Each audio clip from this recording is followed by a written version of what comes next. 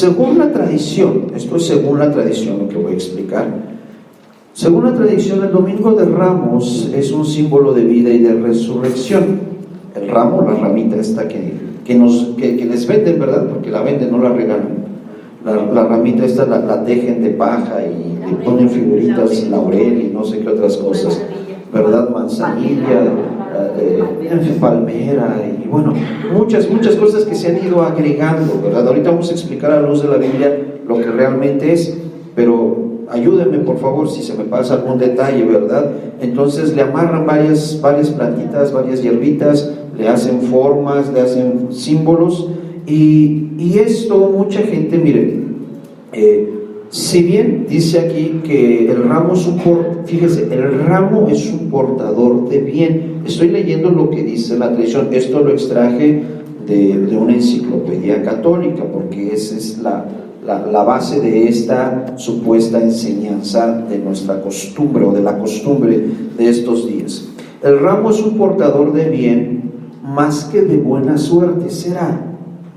Mire, yo recuerdo cuando era niño, mis padres salían el día de hoy y iban y había mucha gente, ¿verdad?, a la entrada de la iglesia, y tengo que decirlo porque, repito, está vinculado con la religión, no estoy siendo ofensivo con nada, solamente estoy hablando de lo que yo mismo experimenté, y la gente está sentada vendiendo estas ramitas. Llegan dentro de la iglesia y el padre las bendice, y entonces ellos las toman y las cuelgan o en la entrada de la casa o detrás de la puerta, ¿verdad? O tienen un crucifijo y van y la amarran ahí, la ponen ahí. En fin, dice aquí que no es algo como si fuese de buena suerte, pero yo veo que la gente lo utiliza como un amuleto, como una protección a su casa, como si esta ramita fuese protectora y sobrenatural de nuestra situación dentro de casa. Se colocan, aquí lo dice, en las casas, adornan los crucifijos, y esto, según la tradición, hace entrar a Jesús resucitado a los hogares. Es decir, el ramito es el que permite, estoy explicando lo que dice en la enciclopedia católica, el ramito permite que Cristo resucitado entre a su casa. Ahorita lo explicamos, ¿verdad? No se me quede viendo así con el pastor que está hablando. Estoy hablando lo que dice la enciclopedia católica. Estos ramos se toman en las manos para aclamar la cruz de Cristo. Se colocan también a veces sobre las tumbas y entonces adquieren un significado funerario. Repito, esto es una enciclopedia católica. No es solo para honrar la memoria de un ser querido. O sea, yo tomo el ramito y supuestamente es para honrar la memoria de alguien que ya murió, totalmente fuera del contexto bíblico, sino también para manifestar la propia esperanza de ver renovar y florecer la propia fe en la resurrección de Jesucristo y en la de los muertos. Esto nosotros le llamamos sincretismo. Es una mezcolanza de una creencia con otra, generalmente, y déjenme hacer un pequeño paréntesis que tiene que ver con lo que estamos hablando, no es tanto un paréntesis. Nosotros los mexicanos, por herencia, somos un pueblo animista. ¿Qué es un pueblo animista? Es un pueblo que a todo lo que le rodea le da un valor de Dios. Usted lo recordará, los antiguos aztecas, los mayas, aquí en Zacatecas los chichimecos, ¿verdad? Había el dios del fuego, el dios de la lluvia, el dios del sol, la tierra, la madre tierra, y a cada una de estas cuestiones del ambiente le daban el poder sobrenatural de ser un dios. Y esto no es muy diferente, repito, a lo que sucede en otras culturas. Por ejemplo, los griegos, que tanto se habla de la mitología griega. La palabra mitología proviene de la palabra mentira, es una mentira. Y muchos de los dioses griegos están vinculados también al animismo, al dios del trueno, al dios del rayo, al dios del sol, etcétera, etcétera, etcétera, etcétera.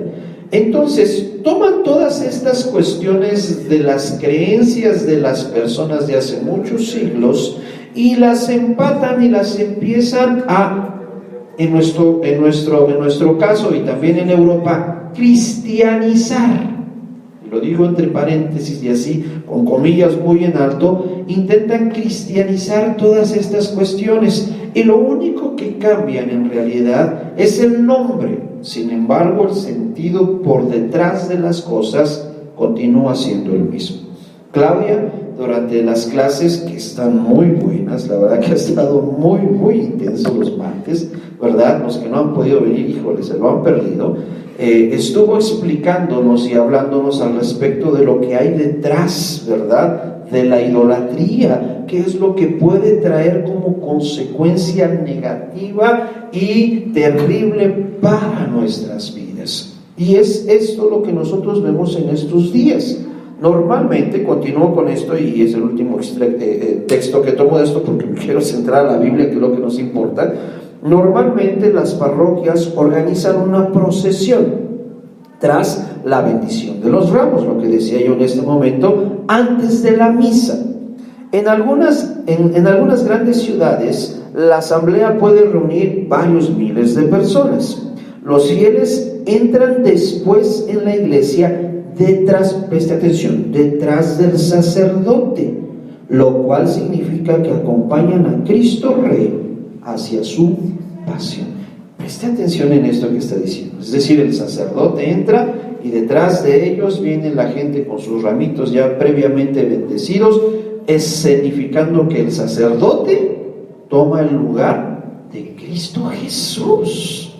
Mire, totalmente fuera del contexto bíblico, totalmente fuera de lo que la palabra de Dios nos enseña. Entonces, por esto nos preocupamos, ¿verdad? Tanto Claudia como dijimos, no, vamos a hablar sobre este asunto en la iglesia, para romper con muchas de estas mitificaciones y también para poder entender, y por qué no, repito, todo lo que enseñamos aquí no es con el propósito de ofender ni atacar a nadie, pero sí de esclarecer muchas de las cosas que practicamos o que practicábamos, espero que así sea, ¿verdad?, muchos de nosotros, y que no sabíamos de dónde venían. Vayamos a la Biblia, Evangelio de Lucas, capítulo 19, versículo 28. Ambas antes de continuar, yo sí sé de eso. Entonces déjeme decirle, porque se le pasaron 2 puntos. Número 1, la vara es una continuación de una simbología de la vara que reverdeció. Así dice la exégesis vaticana. Las varitas que llevan ellos están diciendo que la Iglesia Católica les da el poder a ellos de que su vara un día va a reverdecer. Número 1. Cuando lo llevan y ya lo bendicen, ya es parte de la entrada triunfal. Ya van a acompañar a Jesús a su pasión. O sea, cuando Jesús entra el domingo, ellos... Sí, de hecho es el inicio de la pasión de Cristo, de la famosa llamada Semana Santa. Así es, él entrada triunfal a Jerusalén, el domingo de Ramos. Le estoy diciendo lo que dicen ellos. Sí. Segundo, el sacerdote no está representando a Jesús, el sacerdote lleva al Santísimo adelante. O sí que es la hostia. No. Hay una especie de arca de alianza que ellos mueven. Yo lo conozco, mi tío era el super aquí en Río Grande. La llevan, no se ve, ¿verdad? Pero es el Santísimo, o sea, es un mito, ¿verdad? Porque lo han estado paseando por 40 días antes en toda la Pascua, por todos los barrios, y después lo llevan a una sola parroquia. Cuando el sacerdote lleva el Santísimo, y ese es el que va a darle la resurrección a Jesucristo. El Santísimo es el que le va a dar la resurrección. El Espíritu Santo va en una cajita y va en una campanita. ¿De acuerdo? Muy bien. Yo le digo porque sí. esto, Así es. Entonces no es el sacerdote que va a representar a Jesús, el sacerdote lleva. Es el sacerdote el que lleva la cajita, ¿no? Y toda la gente que participa de eso se lleva al Cristo resucitado a sus casas. Ahí en lo demás sí tiene razón. Nada más eso, que hace algo cultural. Sí. Muy bien, gracias, ¿no? Gracias por mire, y qué bueno, ¿verdad? Que usted de alguna manera tuvo esa oportunidad, porque, repito, o sea, muchos de nosotros practicábamos estas cosas sin entendimiento, y ese es el propósito de estas enseñanzas, esclarecer realmente todo esto. Gracias por su aportación, hermano Jesús. Pero repito, lo importante es lo que la Biblia enseña, y este es nuestro fundamento y nuestra base, ¿verdad? Y esto sí es materia de nuestro estudio. Lo que agregamos, lo que nos agrega el hermano Jesús, gracias por la información y un poquito de lo que pusimos, porque no queremos darle énfasis a esto, porque esto no es nuestra materia de estudio, pues es nada más para esbozar un poquito lo que sucede. Ahora sí, Evangelio de Lucas, capítulo 19, versículo 28. Lucas 19, 28.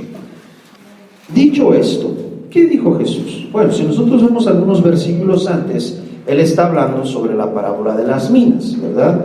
Que un hombre salió y a uno les entregó una cantidad de minas, a otro otras y a otro otras. Dicho esto, pues, lo de las minas, iba adelante subiendo a Jerusalén. Estamos hablando de Jesucristo. Y aconteció que llegando cerca de Betfagé y de Betania, al monte que se llama de los Olivos, envió 2 de sus discípulos, diciendo: id a la aldea de enfrente, y al entrar en ella hallaréis un pollino atado, en el cual ningún hombre ha montado jamás. Desatadlo y traédmelo. Y si alguien os preguntare: ¿por qué lo desatáis?, le responderéis así: porque el Señor lo necesita. Fueron los que habían sido enviados y hallaron como les dijo. No sabemos quiénes eran estos 2, la Biblia no especifica cuáles, ¿verdad? Y cuando desataban el pollino, sus dueños les dijeron: ¿por qué desatáis el pollino? Ellos dijeron: porque el Señor lo necesita. Y lo trajeron a Jesús, y habiendo echado sus mantos sobre el pollino, subieron a Jesús encima, y a su paso tendían sus mantos por el camino.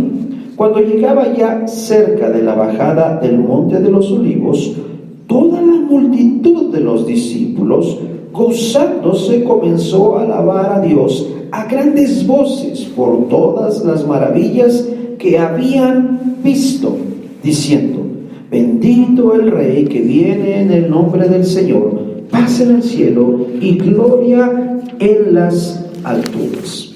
Vemos aquí un pueblo voluble, y ahorita le voy a decir por qué voluble. Estamos hablando de lo que está escrito en la palabra. Déjeme, ahorita vamos a retomar otra porción, ¿verdad?, sinóptica de este pasaje en el Evangelio de Mateo. Nada más déjeme concluir, versículo 39 y 40. Entonces, algunos de los fariseos de entre la multitud le dijeron: Maestro, reprende a tus discípulos. Él, respondiendo, les dijo: os digo que si estos callaran, las piedras clamarían. Aquí vemos nosotros la manifestación de la deidad de Jesucristo. Vemos en algunas otras porciones de la palabra de Dios, tanto en el Nuevo Testamento, en el libro de Hechos, por ejemplo, ¿verdad?, como en el Antiguo Testamento, tanto Nuevo como Antiguo Testamento, que cuando las personas querían darle gloria a un ángel o a alguna persona, estos no se lo permitían, porque la gloria únicamente se le debe de dar a Dios. Vemos aquí que los fariseos, cuando ven que le están dando la gloria a Jesucristo, al colocar los ramos y empezar a gritar y a decir el nombre del Señor, ¿verdad?, y bendito sea el nombre del Señor, perdón, ahorita vamos para allá. Entonces ellos, ¿verdad?, se incomodan y dicen: ¿cómo es posible que este hombre permita, si se supone que es judío y entiende bien nuestras costumbres y tradiciones, él debe de saber que no se le puede dar la honra y la gloria a nadie que no sea Dios? Por esto se acercan a Jesús y le reprenden y le dicen: Jesús, ¿por qué permites que tus discípulos te alaben? Y la respuesta de Jesús es contundente: me alaban porque yo soy Dios, y aun si estos se callan, las mismas piedras se levantarían a darme la gloria y la honra, porque yo soy Dios. Mire, esto es algo precioso. Vayamos al Evangelio de Mateo, capítulo 21, versículo 1 en adelante. Mateo 21, 1 en adelante. Cuando se acercaron a Jerusalén, Evangelio de Mateo, capítulo 21, versículo 1.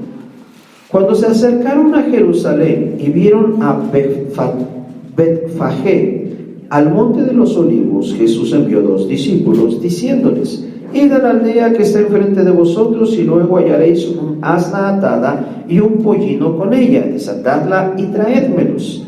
Y si alguien nos dijere, decid, el Señor los necesita y luego los enviará, todo esto aconteció para que se cumpliese lo dicho por el profeta cuando dijo, decid a la hija de Sión, he aquí